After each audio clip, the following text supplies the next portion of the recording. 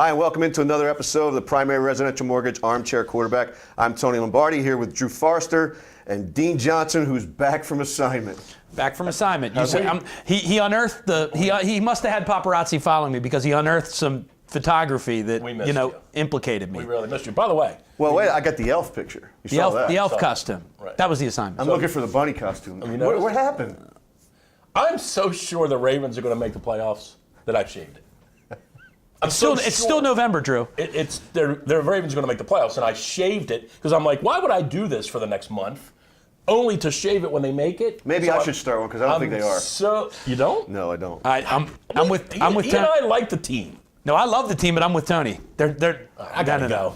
All right, I'll be the odd guy out here. No problem. I always have been. I'll be the odd guy out. Okay. So the big story this week has been Lamar and Joe quarterback controversy. That was kind of underscored a little bit with the news from Mike Garafolo from NFL Network that Lamar Jackson will get the start because Joe Flacco has not been medically cleared to play. And that, as Drew and I talked off air, that's got a chat, know what, of John Harbaugh. Nuts. He's got to be going nuts. And it's only Wednesday. And I wrote this. I try to think these things through a little bit. Having once worked in a sports organization with the indoor soccer team in town, I try to think of this more like at 35,000 feet. And I used in my website at Drew's Morning Dish, I used the term cui bono, which is Latin for who benefits. Who benefits from this getting leaked? And I can't figure it out to save my life. Like the only person that benefits from it's the Falcons, right? I mean, who benefits on Tuesday from this getting leaked out by someone in the organization? And there aren't very many people over there who know this news. Joe goes to the doctor at noon, so the doctor knows. Hey, Joe, I don't think you're ready yet. And now Joe knows. So now there's two people. Assuming that Joe or the doctor then calls the Ravens and says to most likely John, maybe Ozzie, but probably John, hey, Joe's not going to be ready. Now there's three people. Now, of those three people, none of them would leak it individually. There'd be no reason for them to. So Joe calls his agent and tells him. There's where I think the breakdown. But again, cui bono. What benefit would Joe Linta It doesn't have? benefit the agent because if he's really hurt, like we talked about, if he's really hurt, if this is something that's going to linger around for a while, it's not going to help Joe if he gets released. Right. It's not going to help him in the open market this year. Right. I think we could talk about this subject for a day and a half, and we're not going to come up to a resolution. But the assumption I think you're making is that someone wants to benefit by leaking that information. I don't think Joe Linta is the sharpest tool in the shed. I mean, when I'm listening to him speak, okay. I think that maybe, a lot of these guys in the media, they reach out to agents a lot of times to get information.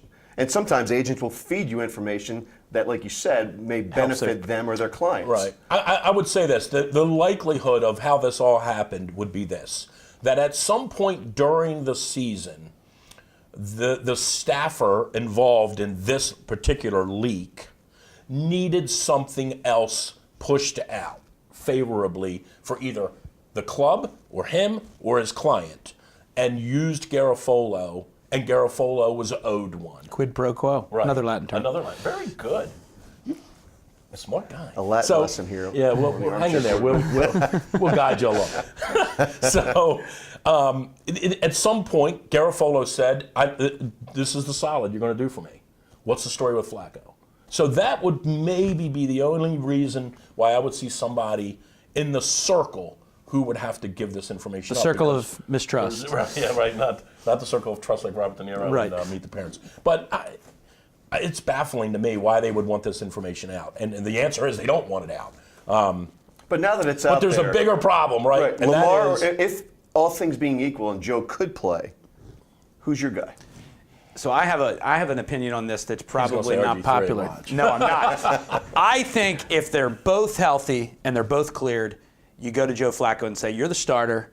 Lamar's going to play a whole bunch too, and you do like a 75-25 or a 66-33 and throw both of them at the other team depending on the down and distance and the circumstances. And when Lamar goes on the field, Joe comes off the field. I know Joe, we talked about it in previous segments. We played 10 on 11 when Lamar was on the field.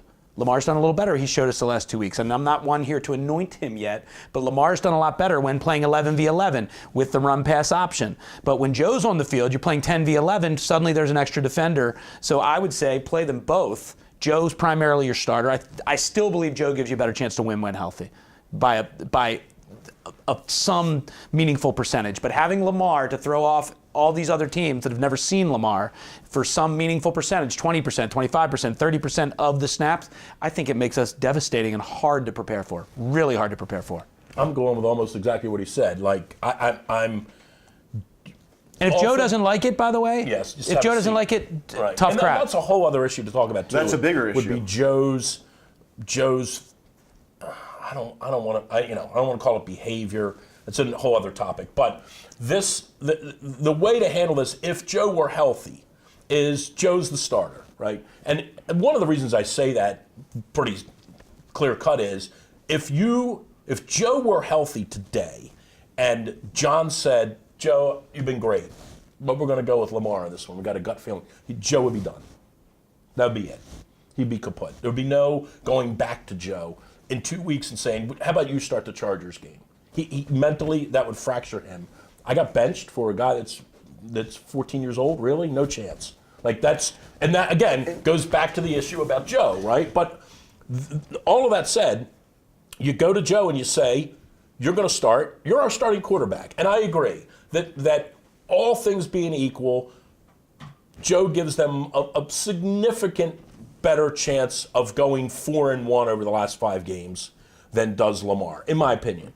But I also think that one of the ways they would go 4-1 would be to integrate Lamar into the game plan. And to go back to his point again, Joe, on this series, you're out. Have a seat. Lamar's going to run it.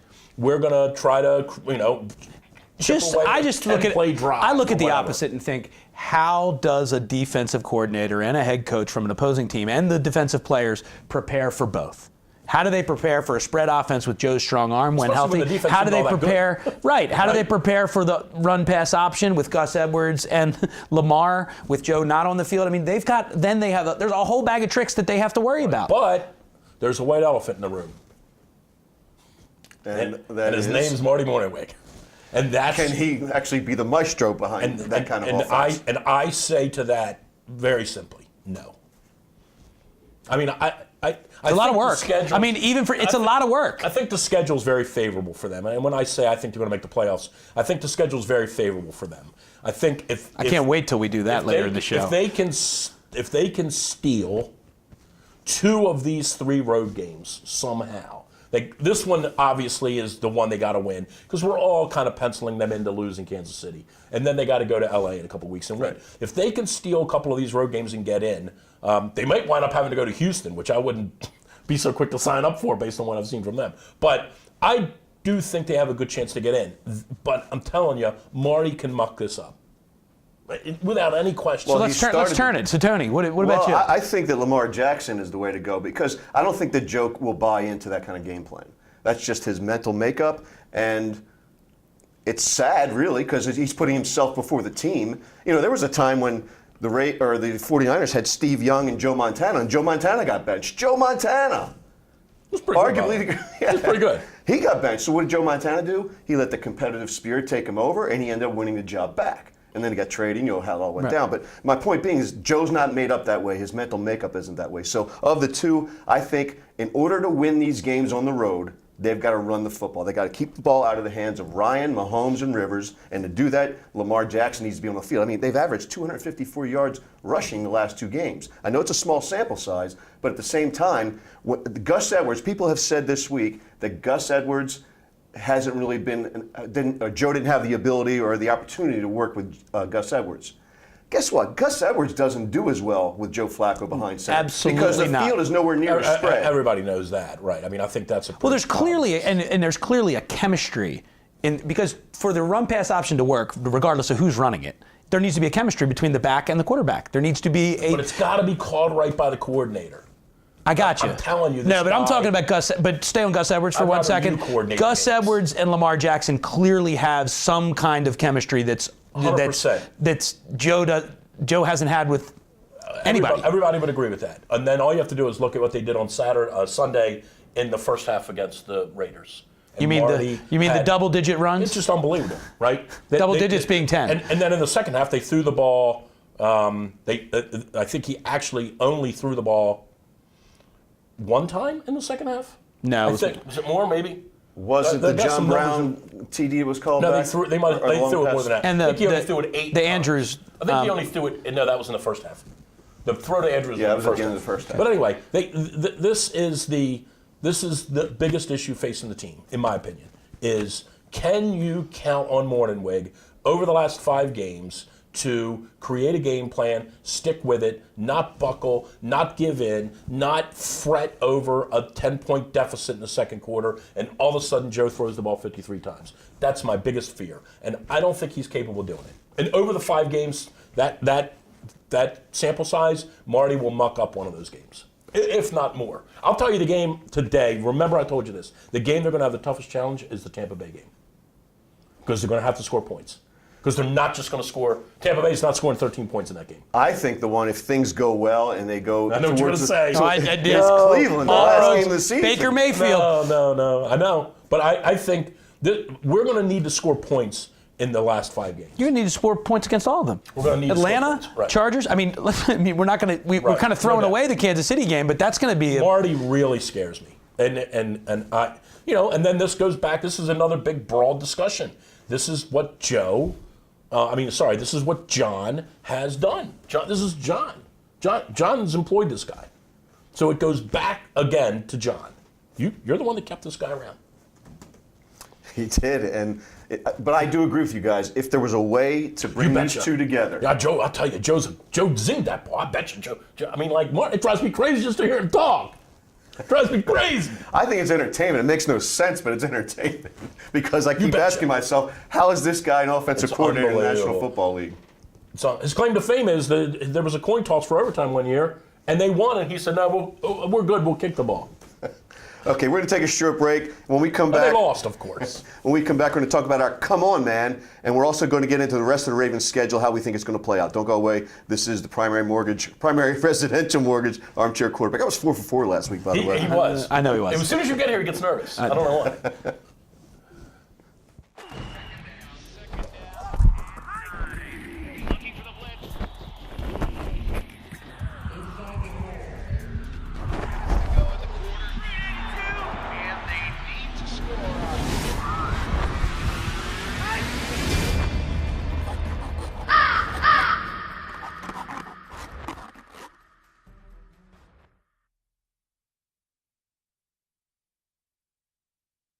Welcome back to the primary residential mortgage armchair quarterback. I'm Tony Lombardi with Drew Forster and Dean Johnson. Before we went to break, we teed up the Come On Man. So since you were on assignment last week, Dean, I'm going to let you go first. I've got one. Come on, man. Matt Judon. Great game, breakout game. Runs into the tunnel on 3rd down, to celebrate. And, we have another down to play. I mean, the guy's finally breaking through, and he runs into the tunnel, and disappears off the field. I mean, I know it made for great theater on television, but come on, man, be ready to play. Be ready for the next down. I mean, if you want to go to the next level, you're running into the tunnel on 3rd down. It was hilarious. And I said to Tony before, and that's a long run, by the way. He ran, and he almost slipped. He ran about 100 yards. When you've been there, when you come out, because that tunnel goes 50 or 60 yards underneath the stadium. Right. And he had to run off the field. And Drew, I said to Tony, if this wasn't John Harbaugh fighting for his job, if this was John Harbaugh of, 24 months ago, he'd have gone nuclear on that guy for that. Nuclear. He even said on the sideline, you could see his mouth moving with these words, I thought it was 4th down. Right. But still. Got to be in it. Got to stay engaged. We talk about what the come on man's on. I think that's a perfect come on man. What the? I don't know if you saw during the Suggs fumble return, he ran up into the crowd like he was doing the Lambeau leap. But the wall's a lot higher. I like the celebration. I like the enthusiasm. But, know the down and distance, man. Come on. Oh, yeah, no doubt. What do you got, Drew? Me? You. Come on, man. So I'm watching the games last week. You can't go Marty, by the way. You can't go Marty. No, I've had enough. I've torched him enough. I'm watching the games last week and following along. And, hey, we're getting ready. I'm getting ready to shave my playoff beard off. I'm excited to watch these games. What's the real reason that beard's off? And my wife said, dude, get rid of that. No, I'm watching the games, And I'm watching the scores, and I see Miami 24, Indianapolis 10 in the fourth quarter. And I'm like, holy shnikey. The freaking Dolphins are going to beat the Colts, which is completely going to turn this thing upside down, right? I mean, now the Colts are going to have to do what the Ravens have to do, which is steal a win somewhere along the way at the end of the year. This is a mammoth upset. And even though Miami would have improved, they stink and they're not beating anybody. So this is huge. So I'm watching the games, and I see the thing go, score alert. And I'm like, oh my gosh, if this says 31-10, this thing's over. And of course it flashes up 24-17. And I'm like, oh, okay, 7 minutes left. They still got to be able to hold on here, right? And then, 3 minutes later, score alert. And I'm like, oh, here it comes. And it turns over to 24-24. And I'm like, come on, man. Are you kidding me? Did you say, come on, man? Worse than that. And then I said two other things. And then, of course, they hit a field goal at the buzzer, and they win 27-24. Really? Dolphins? 24-10 ahead. I know they're more mad than me, or maybe they aren't actually. But, come on, man, really? 24-10 ahead? This is how you... Now, I almost did the same thing with the Steelers and the Broncos, because I did it the week before with the Steelers and the Jaguars. Get ready, though, in the NFL, because you're going to see a lot of this over the next 5 weeks. It's crazy. But Dolphins up 24-10 with 15 minutes left in the game. You can't win. Come on, man. That's why you don't bet these games, I'm telling you. That's why you do bet these games. I know you do. What else are you going to do? You got to bet them. Right. But it's why you shouldn't bet. I mean, come on. I'm pretty sure what you said was exactly what I said when Joe Flacco connected with Jacoby Jones in Denver, the Mile High Miracle. I'm like, are you effing kidding me? It was of that range. And I don't know if you've seen the video. It's on YouTube. There's a shot from the stands in Denver, and it's right where Jacoby's running down the sideline. And he catches it, and this girl in a different tone said the same thing. That's funny.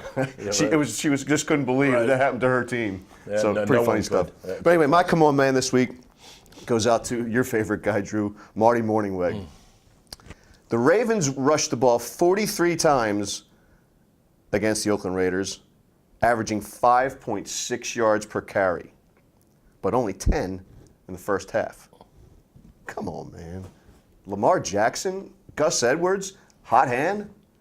The first undrafted free agent rookie to run for back-to-back 100-yard games since 2014, and they run the ball 10 times? Come on, man. I couldn't believe it. And then the second half, they completely flipped. I said earlier. Clearly, they were trying to make sure Lamar didn't get hit. I mean, that had to be the thinking, whether misguided or not, who knows. But just roll him out and tell him to run to the sideline and not take hits. You have two running backs. Let those guys run the ball. Right. Let him scoot around. And Ty Montgomery, he looked pretty good in limited action. And I said earlier, they threw it a limited amount of times in the second half. It was 8 times. They threw the ball. They only had to throw, didn't have to, but they threw the ball 8 times in the second half, and they just ran it, right? And it worked to perfection. And I'm not going to steal your come on, man. You can beat up Marty all you want. You can't go there again, Drew. You can't go there again, Drew. I don't get it. It's just, and that's one of the reasons why down the stretch, I really believe they're better off going with Lamar. Not because he's a better quarterback than Joe, because he isn't. Now, he may be more healthy than Joe. He's not a better quarterback than Flacco. He doesn't have the experience. But there's less chance. There's no way in these last 5 games, there's no possible way Lamar will throw the ball more than 40 times in the game. In any game. In any game. True. No chance. Absolutely true. There is a 92% chance that in 3 of the 5, Joe will throw it more than 40 times.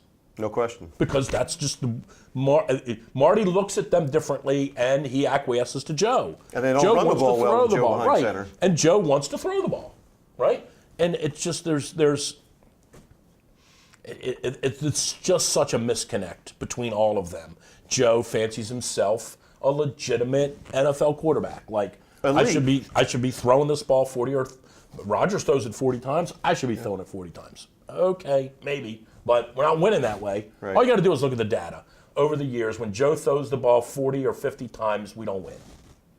And he's 36 and 46 on the road in his career. They've got simple. 3 tough road games coming up. So let's talk about the rest of the schedule, guys. Please. The Ravens right now are the number 6 seed in the AFC. If the playoffs were to start, we're in, Tony. If the playoffs would start today, unfortunately they don't. We've got 5 games left and 3 tough road games. So let's go through these games that are coming up this week. Who should you root for and who should you root against? Some key games.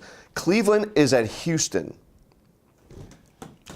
I find that interesting because Cleveland is gaining momentum right now. And I mentioned earlier, that's a game that worries me at the end of the season. I'd rather cut out What their are they? hopes. 4-6-1 right now, Cleveland? Yes. 4-6-1.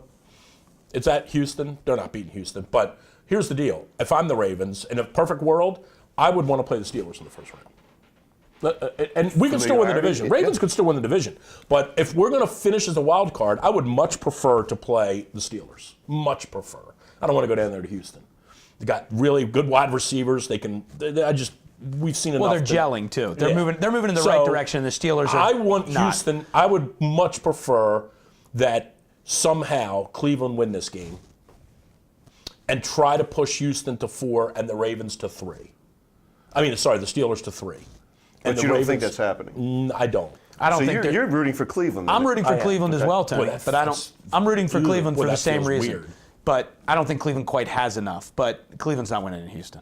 They're not. There's definitely something to be said, by the way, for them getting rid of Hugh Jackson, and all of a sudden the light went off, and everybody's like, "Oh, this is what it's like." And how about Baker? To not have a coach How about who's- Baker throwing the snub at Hugh on the Right. after the game on the field?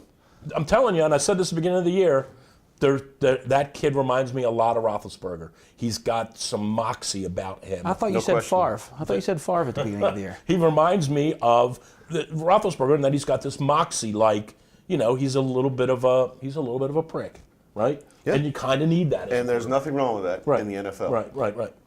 So, okay. I really would like to see Cleveland win. Can the great Cody Kessler take care of the Indianapolis Colts down in Jacksonville? No chance. That's a team going in the wrong direction. No, we'd love to see Jacksonville win. I don't see any chance. Yeah, I don't either. Fired the offensive coordinator. You know why, right? Because he couldn't hack it. No? Okay. No. Nathan Hackett. No, Yeah, I know I who got you you. meant. We both know who you meant. All right. I'll be back next week. I'll show myself out. They can't win. But, Jacksonville's defense, and this is the thing. The reason I would give them maybe a puncher's chance is it's a division game. They know the opponent very well. The defense is always kind of capable of having one of those games where they only give up 3 field goals and a touchdown, and maybe somehow they win 17-16. I don't see it, but I would maybe bet Jacksonville this week just to keep it close. But I don't bet. The Jets head to Nashville to take on the Titans. I'm rooting for the Jets. We're all to rooting put for the Jets. Titans out of their misery. Tennessee looks awfully good. Even the other night, that score was a little misleading, I thought. Well, the Jets are just not Jets good are right now. They're not good. They'll have Le'Veon Bell next year. They'll pony up the money with their I actually salary think cap. he's going to the Colts. I actually think he's going to the Jets. We'll have to have Tony. Another Chinese lunch. Oh, you're 7 already. That's Making true. a Baker's 8. That's true. Do I get to participate in these Yeah, Chinese? come on. Not You that I'm- not that I'm get getting to involved. come for a free lunch regardless of who Exactly. pays. No matter who wins. You got it. There It's we right up go. the street. I like for it. it. I like it. Right. Just keep betting, guys. I think he's going to the Colts. All right, here's an interesting one. KC at the Raiders. You say it's interesting. Why? Interesting how? I say it's interesting because I want KC to win, and they will. By 60. But if Oakland would have to somehow upset them in Oakland, KC's now a team with a little bit of edge, and they're hosting the Ravens. after that. I see where you're going. Yeah. I don't think it matters, Tony. This is one that they're going to blast them. They're gonna win. After I They're watch, going to blast the Ravens too? They're going to win 40-14, yes. they're going to be favored. Unfortunately, yes. Regardless of who starts a quarterback, they're going to be favored by 9 or 10 points against the Ravens. 9 points, yeah. Against the They're Ravens. going to clobber Oakland, and I think they're going to clobber us. But Those- they're going to clobber Oakland. Oakland's terrible. Oakland, by the way, is terrible. How on earth that was a game? I know how. It's called Morty Morning. I don't even want to get into it anymore. No, move how on. that was a game, I have no idea. They're terrible. How about Oakland's terrible. at the end of the first half, there's about 55 seconds to go. Carr comes out because he's going into concussion protocol. They put on A.J. McCarron, and he's got 55 seconds in timeouts. He tells him to take a knee. Right. That's a lot of confidence in We're your good. backup. We're good. Don't turn it over. I won't, Meanwhile, Coach. the I know you Steelers, won't. Take when a we knee. played the Steelers, remember they brought their backup in on 3rd and 15. He throws a first down. From the 5-yard line. Exactly. Kansas City's going to crush them, unfortunately. Another interesting Raiders. game. Interested in your answers to this one. Denver at Cincinnati. Well, Denver's back in it now, right? They're 5 and Denver's back 6, in it, and but their Cincinnati. schedule's hard. And Andy Dalton's on the IR. Andy Dalton went Cincinnati's to the done. Right. Yeah, their season's over. Yeah, I They mean, won't win another game. I'm not saying who you think is going to win. Who would you root for? I would cheer for Cincinnati all day long, but no A.J. Green, no Andy Dalton with that pass rush. I mean, Cincinnati's going to have a hard time scoring. Yeah, they got Hugh Jackson. They're not going to win any more games, Cincinnati. It's over. Against that defense, they're going to have a hard time scoring any Denver will beat points. them 20-10. Like, Denver won't score much either. But No, but they'll beat them. Denver will beat them. All right, we're going to go to this game because this is going to segue into our next segment. Caverdall Loyola. That game already happened. That was 40-7. Yeah, that was kind of a washout. What happened there? Come on, Dons. You had the blue one. You got the blue one. I got the, Whatever. Not a Don guy. Curly guy. It might have been 40-6. Did they, 7. They did kick the extra 40-7. They covered it. Doesn't matter. But the Chargers at the Steelers. Probably the game of the week, right? Definitely the game of the week. 100%. Steelers it's going- Sunday night, right? Or no? No, I think It's not that's the a Sunday night 4 game? o'clock game. Oh, okay. Steelers- Nance and Roma are doing the Ravens game. Okay. They're probably saying, how come we're not doing the Chargers Yeah, Steelers? right. Okay. I mean, I think you're asking me who I should cheer for. Yeah, it's an interesting question, right? I still believe we have an outside chance at the division. You'd have to cheer for the Chargers. 100%. I'm down with that too. You have to cheer. The division makes a huge difference, right? You get a home game. Now you might play Pittsburgh at home, although I don't know that we even really want that. But, you're going to play the number 6 team if you could be the 3, or you play the 5 if you're the 4. You got to root for Pittsburgh. I can't even believe I'm saying this. But you got to root for the Chargers. I mean, you have to root for L.A. But I think Pittsburgh's winning. Okay, the Ravens are at Atlanta, then Kansas City, then they host the Bucks, game that Drew thinks is going to be a tough one to win. They go to L.A. to play the Chargers, host the Cleveland Browns. They're right now at 6-5. The Steelers are at 7-3-1. They host the Chargers, go on the road against Oakland. That's a tough one, right? They host the Patriots, who've had their number for years. Then they go to New Orleans in week 17, game 16. I'm sorry. Week 16, game 15. And then they host the Bengals. So it's 7-3-1 versus the Ravens at 6-5. Who do you have? How's this going to play out this week? Ravens win, go to 7-5. And the Steelers? Steelers lose to the Chargers. Whoa. 7-4-1. Now we got to fight. Now we got to fight. I think the Ravens are going to win. I'd be surprised if the Ravens lose in Atlanta. I mean, I would. I would be surprised. Atlanta 4-7. I know they mathematically could still scratch their way in somehow. Finish 9-7. I get it. But Atlanta's done. Their defense is terrible. They can run the ball. Offensively, it's going to be interesting, right? They can throw it. They can run it. They've got some weapons. In their building, they're decent. In their own building, they're dangerous. And how are they going to deal with Julio Jones? Right. And, we're not great on the road, so I get all that. I think Pittsburgh finishes the year with 10 wins, though.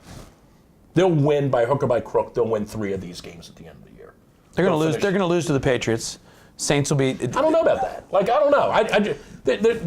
Look, they're very capable of losing the Patriots and going down there to New Orleans with no reason of winning and winning 24-23 or something stupid, right? I think Pittsburgh wins 3 of their last 5 and finishes 10-5-1. And we win 3 out of 5, and we're just behind them. And we're 9-7. Right. 9-7 could possibly get you into the playoffs this year.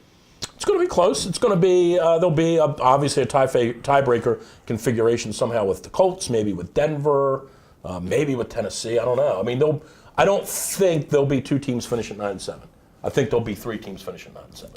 My concern with this week is the Ravens go down there and lay a road egg again. And I think that the possibility is there.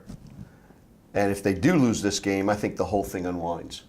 Mm-hmm. I agree with you 100%. This is, this is a we've big said it game. before, I mean, this is a they're all must big. win. If they want to make the playoffs, this is a must win. Right. They've got to have this one because they're not going to get Kansas City. And like we talked about earlier, you got to get 2 of the 3 road games. Right. Although I will say, and the numbers work out the way you're talking, but I will say this.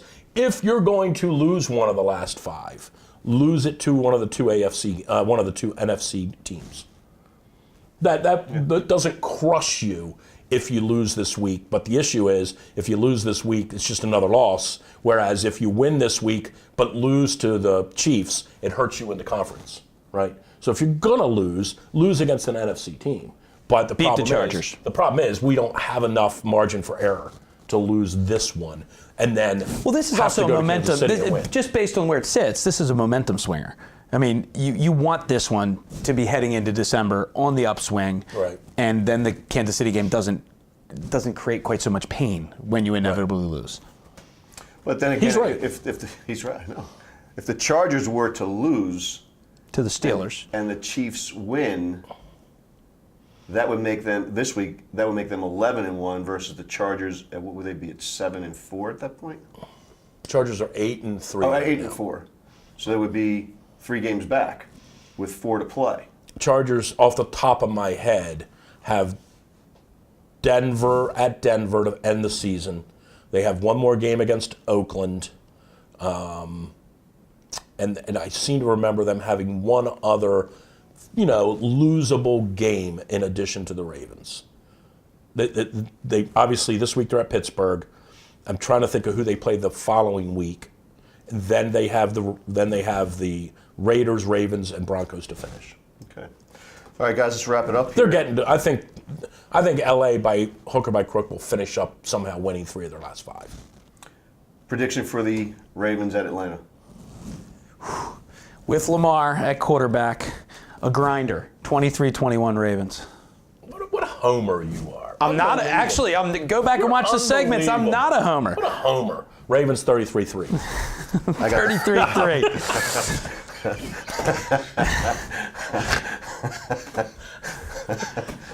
Don't give him the mic again, Tony. Tony, take the mic from him. I should have gone before you there. I say Ravens win 30-20. 30 points, okay. Yeah, no Tony? one's going to like me out there. I got the Falcons winning 30-23. You're such a bad guy. 2 homers here. All right, that does it for the primary residential residential mortgage. Armchair quarterback. I'm Tony Lombardi. Drew If you need a Foster, mortgage, Dean this Johnson. is if the you need guy. a mortgage, go to the primary residential I'll tell you mortgage. the name right. Thank you, everybody. The papers will look that way. They'll look good. So see you next week, guys.